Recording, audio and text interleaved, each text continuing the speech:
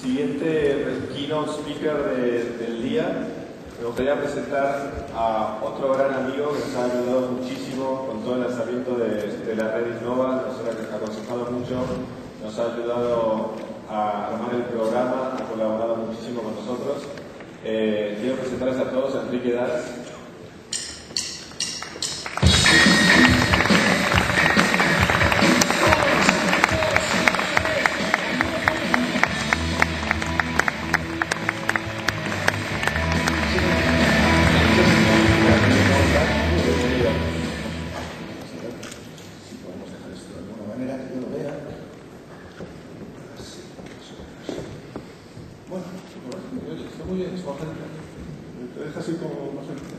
¿Qué tal? ¿Cómo ves? ¿Oye la cosa? ¿Cómo están ustedes? Quiero decir, hasta ahora iba bien la cosa. Bueno, pues vamos a ver. ¿Qué pretendo? Pues hoy tenemos eso, 20 minutitos, una cosa por el estilo, y lo que pretendo es intentar solidificar cosas que yo creo que estamos viendo todos los días, pero que no nos paramos a pensar, a darles una estructura, a estructurarlas de una manera un poco académica, ¿no? Entonces, lo que me gustaría, bueno, es hablar del impacto de la disrupción. Mucha gente habla de la disrupción. La disrupción es algo, pues, ¿no? que está presente prácticamente en todas partes, ¿no? Estás viendo algo, estás probando un servicio y realmente te estás dando cuenta de que hay, pues, no sé, ¿no? Un montón de cosas que se descuelga, se rompe, se cae, que cambian un montón de cosas, ¿no? Entonces, pues, me gustaría analizar este fenómeno de disrupción de una manera un poco, poniendo el fundamento, y por supuesto, tirando de vuestra experiencia en ese sentido, ¿no? Interrumpidme en cualquier momento, no esperéis al final para preguntas, por mí cualquier interrupción durante la charla me parece perfecta. Entonces, disrupción. La disrupción tiene que ver algo con este señor, que está del Bicentenario, con Mr. Darwin. O sea, la evolución es una cosa y la disrupción es otra, ¿no? La teoría de la evolución nos la explica de alguna manera los fenómenos disruptivos. O sea, la disrupción tiene, no sé, o sea, si pensamos en la evolución, cuando pensamos en esa evolución que estamos viviendo y últimamente pues cada vez más esa coevolución de hombre y máquina, ¿qué es lo que vemos? ¿Qué vemos ahí? O sea, la evolución en sí misma. Académicamente, ¿cómo la definiríamos? Bueno, la evolución es el cambio del material genético entre diferentes generaciones de una población, ¿no? Entonces, tienes una población determinada, la analizas y puedes medir cómo va variando su material genético de una generación en la siguiente, ¿no? ¿Qué ocurre con aquellas que, por ejemplo, pues, el cambio en su material genético no es adecuado al entorno en el que viven? Porque se mueren. Pero bien. ¿Y cuando se mueren, qué pasa? Pues que normalmente no contribuyen al pool genético de la siguiente, ¿no? Entonces así funciona la cosa. La evolución es una cosa que tiene que ver fundamentalmente con dos factores. Los dos factores que tienen que ver con la teoría de la evolución, el primero, lógicamente, es la genética. O sea, ¿cómo nos afecta la genética? ¿Qué estudiamos con la genética? Pues cómo se transmite, qué mecanismos hacen que nuestro material genético se transmita de una manera determinada. Cómo nos reproducimos, cómo se transmite esa dotación de características, etcétera, ¿no? Cómo se manifiesta, todo eso. Y esto es una de las partes. Esta es la parte que está, digamos, dentro de los organismos. Si pensamos ya a una escala más adecuada al entorno del que estamos hablando hoy, estaríamos hablando de qué es lo que hay dentro de las empresas, ¿no? El material genético de las empresas. ¿Qué es el material genético de las empresas? Son personas, son procesos, son cosas que sabemos hacer, ¿no? Pues todo eso está dentro de la empresa. La genética nos permitiría, pues, estudiar cómo eso se transmite cuando vamos fichando más gente, cuando vamos creciendo como empresa, ¿no? La genética está dentro del organismo. Hay otra cosa, ¿no?, que afecta a la teoría de la evolución. Y es una cosa que no está dentro de los organismos, está fuera, ¿no? Es la otra ciencia que contribuye a la teoría de la evolución, realmente es la ecología.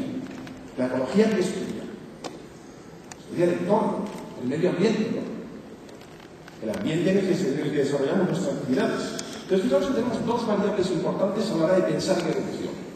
Una es la genética interna y otra es la ecología externa. Dejemos esto aquí clarito en la cabeza, ¿no? La ecología, al final, pues nos va a ayudar a entender cómo interactuamos con el entorno. Qué cualidades tenemos que son buenas de cara a nuestra evolución en ese entorno, qué cualidades tenemos que no son tan buenas. Entonces, pues, son esos dos factores, fundamentalmente, a la hora de entender algo como la evolución. Entonces, ¿qué ocurre? Pues que cuando pensamos en la evolución, pues hombre, hay diferentes aproximaciones al tema. Hay gente que tiene una aproximación científica y por tanto esto ya no es opinión, esto es ciencia. Y en la aproximación científica, ¿qué haces? Pues buscar los hechos, o sea, encontrar los hechos y a partir de ahí empezar a buscar qué conclusiones puedes sacar de esos hechos. Hemos visto la evolución durante muchos años y a base de poder estudiarla, hoy en día podemos deducir una serie de hechos. Esto es ciencia. Hay otra posibilidad, que no es tan ciencia, ¿no? Mira, estas son las conclusiones que quiero. Ahora vamos a buscar hechos que las sustenten. Entonces vamos a intentar ver quién está utilizando cuál de los métodos.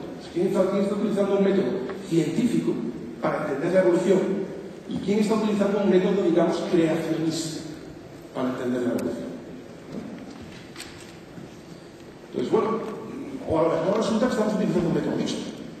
A lo mejor utilizamos un método mixto. Oye, tú, no sé, la vida es un misterio, ¿no? ¿Tú crees en la evolución o en la creación? Ah, pues yo creo en los dos, ¿no? Yo creo que algunos hombres hemos sido creados y otros han evolucionado desde el mono. Ah, pero eso es una barbaridad. Creo que eso es maravilloso. Entonces, en realidad, lo que ocurre es que hay gente, hay empresas, hay entidades que opinan que ellas no son fruto de la evolución, son fruto de la creación. Cuando eres fruto de la evolución, pues vienes de una serie de factores, de interacción con el medio ambiente, pero cuando vienes del fruto de la creación, vienes de un dedo mágico que hace eso. Y no estás sujeto a determinadas normas. Entonces, o sea, es una forma de ir aterrizando temas, ¿no? Entonces, si seguimos aterrizando temas, si seguimos viendo, pues claro, esa serie de gente, cuando piensa en la evolución, no le gusta. No le gusta estar sujeto a los mecanismos que rigen el medio ambiente. Si yo pienso, si creo que tengo unos privilegios porque estoy tocado por un dedo de Dios y de repente veo que por evolución me pasan determinadas cosas, eso me mosquea mucho. Dejar de seguir. Soy creacionista, soy de los buenos, soy de los que no descienden del mono. Estoy creado, así. Es lo mejor, no sé. Esto nos debería... Entonces, ¿qué es la disrupción realmente? ¿Cuándo percibimos la disrupción? ¿Cuándo nos enteramos de que hay una disrupción? Cuando alguien, de repente, se pega un leñazo impresionante. De repente pasa algo. De repente ocurre un cambio y ese cambio hace que tus resultados se vayan a hacer números. Y esto causa alarma. Y salen los sitios y se dice, oh Dios mío, las empresas que se dedican a no sé qué, fíjate, les ha llegado su disrupción, ¿no? Y les va muy mal, con problemas y tal. Entonces, ¿cuál es el factor más disruptivo que habéis visto en los últimos tiempos? Por supuesto, una empresa puede sufrir disrupción por los dos temas que hemos visto. Puede sufrir disrupción genética. Si su material genético se empobrece, imaginaos una empresa que de repente pierda pues, a su gente más valiosa, ¿no? Su material genético se ha empobrecido. Y por tanto, ¿qué ocurre? Al no apoyarle su genética, es perfectamente normal, sí, ahí está, es perfectamente normal que tenga problemas. Perfectamente normal que tenga problemas. Porque genéticamente se ha empobrecido. Pero también puede ocurrir la otra cosa, ¿no? En vez de ser una variable interna, podría ser una variable externa. Es decir, ha sido un cambio en el ambiente. Y ese cambio en el ambiente que provoca que si no se sabe adaptar, no transmite sus genes a la siguiente generación. Directamente, esa esta, ¿no? O se ve demostrado, no claro. Entonces, ¿qué ocurre con esto? ¿Cuál es el factor más fuerte de disrupción externa que hemos tenido? Indudablemente sería la red. ¿Y por qué la red es un factor fuerte de disrupción? ¿Qué provoca la red? ¿Qué tiene? ¿Qué tiene esta bola de mundo? La red lo que verdaderamente provoca es que una reducción en algo que muchos tienden a llamar papel de letra, ¿no? La ficción. Antes había mucha ficción para hacer determinadas cosas e Internet de repente es como poner aceite y todo fluye mucho más rápido. Antes había que caminar más para comprar una cosa, era más incómodo pues, interactuar con mucha gente había ficción que te impedía, por ejemplo, escribir y que te leyese un montón de gente, o no sé, comunicarte, lo que quieras, cualquier cosa así. Internet es un gran reductor de ficción. Claro, si retiramos ficción del ecosistema, ¿qué ocurre? Claro, es que toda nuestra teoría económica está basada en gran parte en la ficción. Si pensamos en nuestra teoría económica, nos fijaríamos en economistas, premios Nobel, que lo que han hecho, Ronald Coase, por ejemplo, es definir cómo nuestro sistema económico se basa en la ficción. ¿Por qué montamos una empresa? Algo podría dedicarme a moverme en un mercado y a cada participante del mercado comprarle la cosa que necesito, después irme a un ensamblador, alguien que lo ensamble y alguien que lo empaquete, etcétera, etcétera. Cada una de esas interacciones, ¿qué problema tiene? Cada una de esas interacciones cuesta, porque hay un coste de transacción derivado de la ficción, ¿no? Entonces, como eso cuesta, ¿qué hago? En vez de dedicarme a participar en un mercado completamente abierto, lo que hago es meter parte de ese mercado dentro de un edificio bajo el mismo techo. Organizarlo con unas reglas determinadas. Organigrama, metodologías, lo que queráis. ¿Qué ocurre con eso? Que todo lo que está bajo ese mismo techo tiene menos costes de transacción y me permite hacer las cosas de una manera que tiene económicamente más sentido y por lo tanto aumentar mi margen. Que de eso se trata, ¿no? Entonces, ¿qué ocurre con esto? Pues que si yo me planteo eso, acabo haciendo empresas como la que era Kodak en su momento. Kodak en su momento iba desde la minería de plata hasta la fabricación de la cámara, pasando por el depositar los alumnos de plata en el celuloide, por vender los reactivos, todo. Aprieta el botón y nosotros hacemos todo lo demás. Es el máximo, la empresa más representativa de integración vertical, integración total. ¿Qué tal me va? ¿Y qué tipo de empresas vemos hoy en día? ¿Qué tipo de empresas tienes, no sé, aquí representadas? Mucha gente que tiene empresas aparentemente difusas. Que tiene, pues no sé, mucha gente trabajando para él, pero cada uno en su casa y eso de todos. ¿No? Que se comunican, curiosamente, mejor casi que si estuvieran en el mismo edificio. Que no tienen problemas de fricción o de no sé, comunicación. Pues hoy las empresas son otra cosa. Hay un fuerte factor disruptivo, un cambio de entorno que ha forzado un cambio en la forma de los organismos que compiten en ese ecosistema. Entonces, al final esto es una cuestión de cuando tú estás recibiendo disrupción, cuando de repente sufres la disrupción, no te enteres. O sea, no te vas de repente a un grupo de autoayuda, ¿no? Evolucionadores anónimos. Mira, yo me llamo Enrique y creo que estoy evolucionando y no todo sé qué. No, eso no lo haces. ¿Por qué no lo haces? Porque primero no te enteras, no es fácil darte cuenta de que definitivamente estás sufriendo disrupción. Y sin embargo lo estamos viendo cada vez más, ¿no? Estamos viendo como mucha gente sufre disrupción. Hay casos de todo tipo. ¿Qué pasa aquí realmente? O sea, ¿qué le pasa a esa industria? Lo que le pasa a esa industria es muy claro, que después de un montón de años con una cadena de valor muy determinada, resulta que hoy en día queremos realmente que nos hagan selección de talento la discográfica de turno. Pues mira, no mucho, prefiero poner la selección de nivel social, mis amigos, o lo que veo no sé dónde, tal. No tengo especial interés en poner un filtro previo para hacer selección de talento. Fuera, producción, grabación y soporte. Las barreras de entrada cada vez menores, lo puede hacer casi cualquiera, una persona con un ordenador y los instrumentos en un estudio casero puede grabar un disco de suficiente calidad. Fuera, quítamelo de ahí, no me interesa. ¿No? Distribución. ¿Distribución de qué? No quiero distribuir nada. Si no quiero andar con pedazos de plástico para quítamelo de ahí. Marketing y promoción. No lo sé. A lo mejor puedo encontrar algo, está por ver, pero por ahora no lo estoy viendo. Por ahora el mejor marketing de promoción lo hace otros. No se hace a través de la red y se hace de otra manera. Entonces, pues, cuando tú de repente te encuentras con algo así, ¿qué te ocurre? Has sufrido una disrupción. Claro, yo he visto a grandes ejecutivos de discográficas yéndose a grupos de autoayuda diciendo: hola, me llamo Brockman y estoy evolucionando. Pero a lo mejor es que tiene un problema de disrupción. Entonces, el problema de la disrupción viene cuando de repente te das cuenta de que tu facturación se ha pegado de leñazo impresionante, no sabes exactamente por qué, y entonces ahora, si no haces nada en tu cadena de valor que realmente contribuya a valor, ¿de qué quieres vivir? Hijo mío.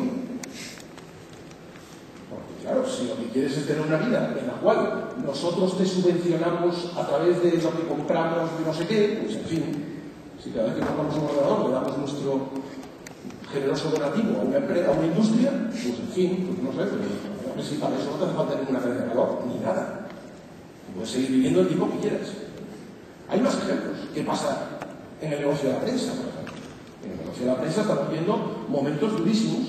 Se pensaba que durante toda nuestra historia íbamos a consumir noticias así, y de repente te encuentras con que ya no consumimos noticias así, y con que viene toda una generación que cuando ve un periódico dice eso de, ¿y esto qué es? Esto es un archivo portátil, no hay que esperar que se descargue, se llama periódico, que quisiera se actualiza. ¿Qué desastre? ¿Para qué lo quiero? Y además fíjate en tener noticias de ayer, no mola. De repente tienes disrupción, y en esa disrupción lo que tienes es, por supuesto, enfrentamientos generacionales. ¿Quién enfrenta mejor la disrupción en prensa? ¿Qué cosa se convierte en un obstáculo para enfrentar la disrupción en prensa? Pues que aunque tú tengas claro el fenómeno de la disrupción, y hay algunas personas que parece ser que han llevado bastante tiempo y que quieren tenerlo claro, su problema es que cualquier cosa que hagan para sobreponerse a esa disrupción amenaza su sistema tradicional de generación de beneficios, con lo cual no pueden moverse o no quieren moverse por no arriesgar. ¿Quiénes reaccionan mejor? Los nuevos entrantes, los que no tienen el condicionante de su material genético basado. Tenemos gente haciendo experimentos muy interesantes en España porque pueden, mientras que otros no pueden tanto. Entonces la diferencia es esa, es cómo afrontas la disrupción. Al final, pues no nos quedaremos con la frase que dijo Jesús ayer, ¿no? La frase de Jesús es, al final la industria del papel se basará solamente en un tipo de uso. Porque el resto, pues en fin, a mí me sigue dando cierta cosa, yo cada vez imprimo menos, desde luego ya no imprimo en discursos, intento educar a mis alumnos para que no lean los casos, para que no se impriman ellos los casos, para que los vean en pantalla, y me siento un auténtico agradecida cada vez que imprimo, ¿no? Entonces, pues, creo que estamos viviendo una disrupción, estamos viviendo un cambio que afecta a todo, afecta pues, a lo que queráis. Otra disrupción que estamos viviendo, pues que el hecho de que una obra creada por especialistas, etcétera, etcétera, pues de repente no sea mejor que una creada por todo el mundo.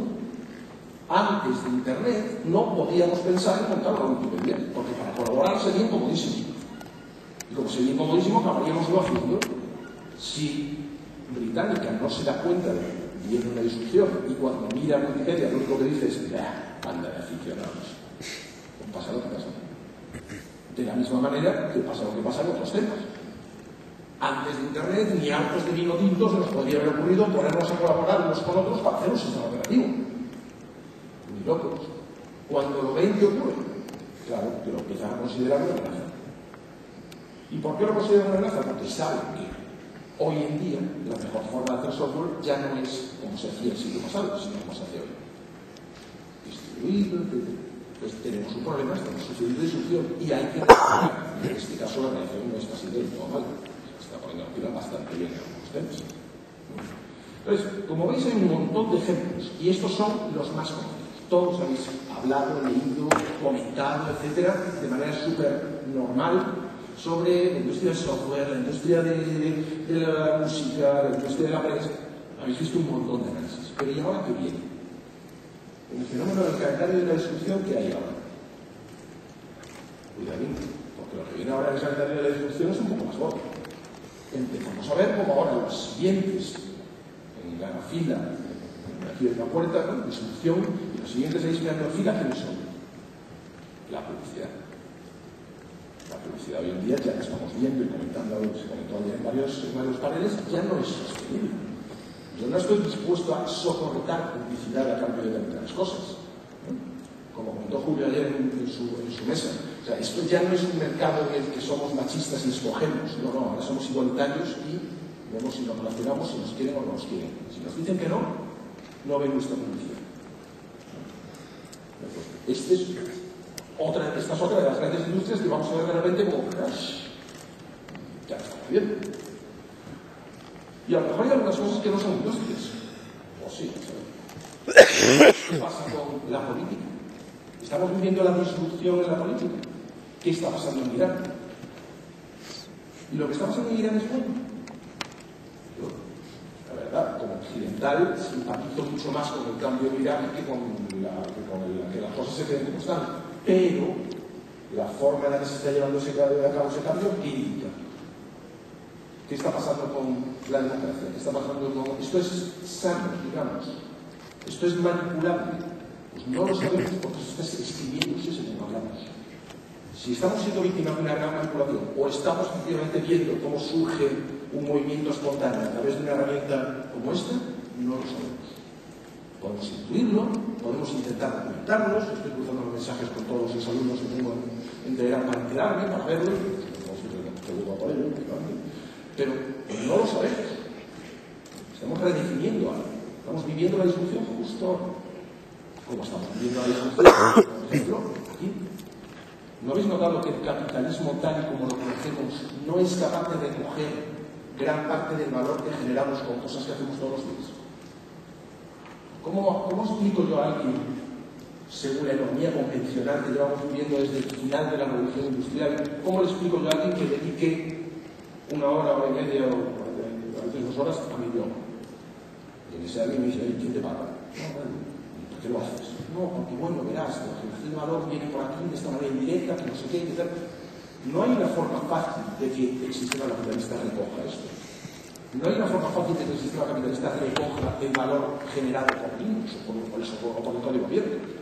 No es fácil. Pero indudablemente lo genera. Está ahí. Que estamos a punto de vivir la destrucción del sistema capitalista. Y no quiere decir que no vayan a ser todos comunistas. A lo mejor es que hay que readaptarlo. Entonces, lo que estamos viendo es que hay un montón de cosas que o las decimos a gritos o las decimos. Cuando hablamos de disrupción, ¿qué ocurre? Si hablamos con complejo. Empezamos la conversación en plan, tengo todo muy claro, veo lo que estamos haciendo en Internet, veo lo que Internet provoca, pero cuando empiezan a hablarnos con la dinámica mental de quien está sufriendo esa disrupción, automáticamente, por una característica de los seres humanos, nos volvemos, adquirimos simpatía. Claro, sí, es así, pero en realidad pobrecitos, ¿no? Para hacer algo. Joder, es que, no sé, mencionarlos un poquito mientras evoluciona, no sé. Pero nos pasa algo y de repente me encuentro gente perfectamente conocedora de lo que está ocurriendo que no es capaz de defender su argumento en una conversación normal. No, en el fondo, yo puedo bajarme canciones, por lo tanto no estoy haciendo nada malo, lo único que estoy haciendo es, dentro de un mercado, acceder a un bien en la mejor de las opciones posibles que tengo, pero me siento un listillo, me siento que estoy robando, me siento un no sé qué. ¿Por qué?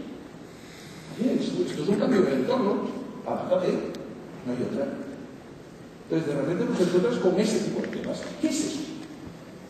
¿Esto es un cambio interno o un cambio externo? ¿Esto es un cambio del entorno o un cambio de una empresa? Un cambio del entorno. De repente resulta una opción, este o el que queráis, ¿no? De hacer portátil de verdad, de manera ventajosa, algo que hasta ahora la única forma de hacerlo portátil era con papeles y de cambio. O así de todo. Adáptate. ¿Qué es eso? ¿Un cambio de entorno o un cambio de empresa? Evidentemente un cambio de entorno. Entonces lo que quiero es que penséis y seáis capaces de calcular qué cosas son cambios que afectan a la genética de una empresa y qué cambios son algo que afecta a la ecología del entorno. Cuando de repente algo afecta a la ecología, pues tiene un problema. Y es que lo que tienes es que deducir cómo de rápido va a ser el cambio. Tienes que pintarte tus curvitas de difusión y pensar, a ver, con la visibilidad que tengo de una tecnología que cambia el entorno, ¿qué puedo decir? Si la visibilidad que tengo dice que en este momento y con este timing lo que estoy viendo es a los innovadores, a los furiosos, a los que adoptan enseguida y lo prueban todo y tal, y eso no despega, pues a lo mejor pienso, este cambio de entorno no me preocupa demasiado. A lo mejor no va a difundirse. Pero si empiezo a ver en mis indicadores que esto sube mucho, o si veo, por ejemplo, que las diferentes clústeres de adopción están separados, si yo veo, por ejemplo, las redes sociales y me doy cuenta de que la adopción está en jóvenes por un lado, pero no tan jóvenes por el otro, gente con diferentes tipologías, ¿esto qué me dice? Esto va para adelante, sí o sí. Es evidente que vamos a un futuro en el que vamos a estar conectados entre redes sociales. Por lo tanto, tengo que pensar que este cambio del entorno, si lo miro en acumulativo, me va a dar una fase de despegue rápida, y si yo no estoy ahí, no me aprovecho de eso y no sé trabajar en ese entorno, adiós. No transmito el material genético a la siguiente generación. Desaparezco. O me iré a llegar a la generación. Entonces, pensemos, ¿qué cosas son entorno? ¿Qué cosas indudablemente pertenecen al entorno? Pues algo que pertenezca al entorno no lo puedo parar. Yo podría parar un cambio en el entorno. Yo no puedo parar una glaciación, yo no puedo parar un meteorito, no puedo parar lo que sea. Cualquier cosa que implique cambiar algo del entorno implica intentar poner puertas de cambio. Por lo tanto, es absurdo. Cuando pensemos en disrupción, cuando pensemos en los cambios que están sufriendo las empresas, pensemos en qué cosas son cambios del entorno. Y los cambios del entorno no los podemos parar aunque lo intentemos. Y se está intentando. Esto no es ni más ni menos que la forma de convertir el entorno en algo diferente. Si conseguimos que Internet deje de ser lo que es hoy y pase a ser un entorno mucho más parecido a una red en la que hay que pedir licencia para emitir y que solamente llego si me aceptan y tal y cual, Internet será un factor mucho menos disruptivo. Y como esto le interesa a muy poquita gente, pues la gente está presionando mucho para que eso salga. Y ahí tenéis, intentar provocar un cambio de entorno. Bueno, hay otras cosas que son factores genéticos. Los factores genéticos son los que están dentro de las empresas, o dentro de los sectores, o dentro de las personas, y esos a lo mejor sí se pueden cambiar. No es fácil cambiarlos, pero a lo mejor sí se pueden cambiar. ¿No? Hombre, tenemos un detalle, es que la genética, digamos, en biología no la puedes alterar, la puedes alterar más bien poco. Yo no puedo ver si puedo ponerme rubio, pero no puedo hacerme mucho más bajito, mucho más alto, tal según me interese evolutivamente. Pero en las empresas sí se puede hacer. Su genética, digamos, es más flexible. Entonces, ¿qué ocurre? Que cuando de repente pensamos en la disrupción, analizamos el fenómeno de la disrupción, tenemos que ver si algo es parte del entorno, o si algo es parte del meteorito que cae, de la glaciación que viene, o si algo es parte del organismo. Y al organismo, pues tendrá que cambiar el mismo, por su mecanismo. Por lo tanto, o es culpa del entorno, lo que ocurre, o es culpa, lógicamente, del dinosaurio. ¿No? Y el dinosaurio, pues oye, hará lo que tenga que hacer para adaptarse. Entonces, pues, yo creo que esto era un poquito lo que os quería traer, o sea, pensar, solidificar un poquito el fenómeno de la disrupción, darle la vuelta, intentar ajustar cada cosa a su sitio, ver pues, qué cosas son manejables, qué cosas no lo son y qué cosas son simplemente absurdas, y estamos viendo muchas últimamente, e intentar no caer aquí. Intentar que cada vez que veamos este tipo de posturas, pues sepamos analizarlas. Protestar contra toda la tecnología que surja puede ser muchas cosas, pero normalmente muy poco productivo. Y por lo tanto, pues, dejarlo, aquello que decía Alan, una vez que vea los cambios del entorno, la mejor forma de predecir el futuro es inventando lo mismo. Encontrar lo mismo de acuerdo con ese entorno. Simplemente eso, ya sabéis, create your life, o sea, hacer cosas nuevas, tenéis visibilidad del entorno, podéis realizar el entorno en muchos casos mucho mejor, muchos de vosotros seréis las personas que en vuestra compañía tenéis más visibilidad sobre este tipo de entorno. Ayudar a realizarlo y ayudar al cambio. Avanzamos en otras cosas. Muchas gracias.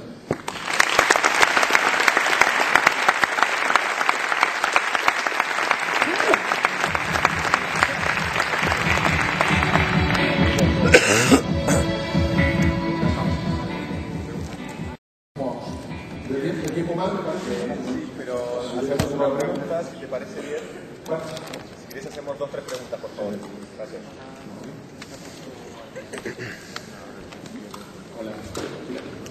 Estabas hablando de la disrupción de lo que es publicidad, propaganda, en definitiva eso que está reflejando un cambio más profundo que es el que se produce en todo el campo de la comunicación. Esto lo vemos a raíz de la aparición de las redes sociales, etc. Entonces, a mí me gustaría poder aprender un poco más de lo que me estás contando y que nos digas si tú ves desde ese portal de la descripción que pone comunicación debajo, si ves alguna posible tendencia en lo estratégico de la dirección del cambio. Yo creo que lo que vamos es lo que tenemos delante, lo que tenemos enfrente. O sea, antes nosotros éramos los que queríamos comunicar y comunicábamos según nuestras reglas. Y nuestras reglas además eran sota, caballo y rey, eran muy sencillas. Si yo quería estar delante de un montón de gente cuando veía una película, pues me iba a la televisión y según la audiencia que tuviese, todo estaba muy calculado, los GRPs, todo, los OTS. De repente la gente tiene muchísimas más opciones y además tiene capacidad de decisión. Por lo tanto, ¿esto a dónde nos lleva? Que si tienen opciones y capacidad de decisión, cuando lo que nosotros les hacemos, cuando la comunicación que nosotros hacemos no les gusta, pasan de ella. ¿Y cómo? Pasan de ella. Por lo tanto, de nosotros tendremos que buscar formas y que ellos quieran realmente recibir lo que nosotros les damos. Entonces, disrupción. O sea, disrupción que funcionará a ultra corto plazo. Y de hecho lo estáis viendo, porque hoy en día abrimos el mundo, el país en Internet y nos encontramos asaltados por 15 años. Porque de manera absolutamente cortoplacista y estúpida les han vendido una idea que es, mira, si no haces eso no te ven. Vale, pues si haces esto te ven y te odian, tío. Lo has conseguido. Entonces, a lo que hay que ir es una metodología que nos permita, no sé, hay cosas interesantes a mí. Por ejemplo, el darle a una persona una oportunidad de recibir una publicidad y que para ella represente un valor, me parece interesante. Bueno, los experimentos es darle unas redes sociales en los cuales yo recibo algo que es un intermedio entre publicidad y promoción, y por lo tanto quiero clicar en él. Y a veces quiero clicar en él y quiero comentar, y a veces quiero mandárselo a mis amigos. Me parece muy interesante, pero tiene un techo muy claro. No puede crecer mucho más, ¿no? Entonces es uno de los muchos experimentos que están haciendo. Yo creo que al final esto va a ser un entorno en el cual yo llego a un acuerdo con mis clientes hasta qué punto puedo ser inclusivo, o puedo enviarles cosas, o puedo ponerme con qué métodos delante de sus ojos, pero va a ser mucho más fácil. Hola, ¿y qué opinas tú de contenidos publicitarios de propaganda general por el usuario? ¿Qué futuro le ves a eso?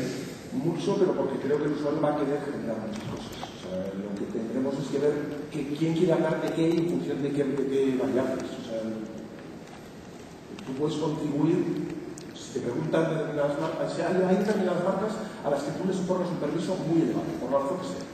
Entonces tú vas a querer contribuir en muchas cosas. A veces vas a querer contribuir a cambio de acceso a algo, o de probar el producto antes, o de tener el producto. Hay películas que se están promocionando enviando pases promocionales, entradas para 2 personas, a aquellos que en una red social tienen un número más alto de contactos. Pues estoy llegando a esa gente está encantada porque se siente parte de un club selecto, ¿no? Y encima van y lo cascan, ¿no? Van y lo cuentan. Pues hay metodologías de este tipo. Si además resulta que tiene una página de internet, pues lo cuentan y dicen, me gustó la peli, me gustó. Entonces hay muchos factores de este tipo. Y esto está, por supuesto, creciendo a su speed, ¿no? O sea, hablamos y está creciendo, por lo tanto las reglas no están puestas. Lo que hace unos años nos parecía insultante, a lo mejor el año que viene es algo perfectamente normal, aunque no nos guste. Entonces, las reglas están creciendo a medida que se desarrolla esto.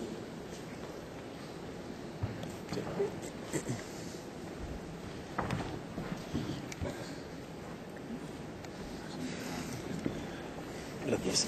Gracias, Enrique. ¿Se oye? Sí, gracias, Enrique. Soy Javier Piedrahita del portal marketingdirecto.com. Quería preguntarte, Enrique, ¿tú cómo ves el tema del futuro para los que producimos contenidos en la red, ¿no? Los que producimos, tú también tienes tu blog, yo tengo un portal. Si la publicidad vemos que ya no, que está dejando de funcionar, como dices muy bien, los banners, la gente ya no hace clic, la gente está hasta las narices.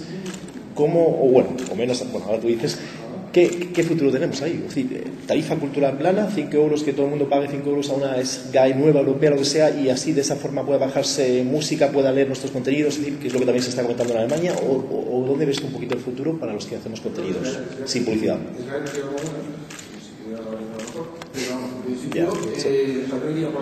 creo que la publicidad no va a dejar de funcionar. Yo creo que lo que va a dejar de funcionar es la mala publicidad. Antes la tenías que sufrir, y sí o sí, si querías ver la peli, te grababas la publicidad, porque no podías ni zapear porque había una cadena. Ahora no tenías televisión, pero que había. Si había publicidad, te la comías o te la dabas mal. De repente ahora la cámara de opciones es enorme.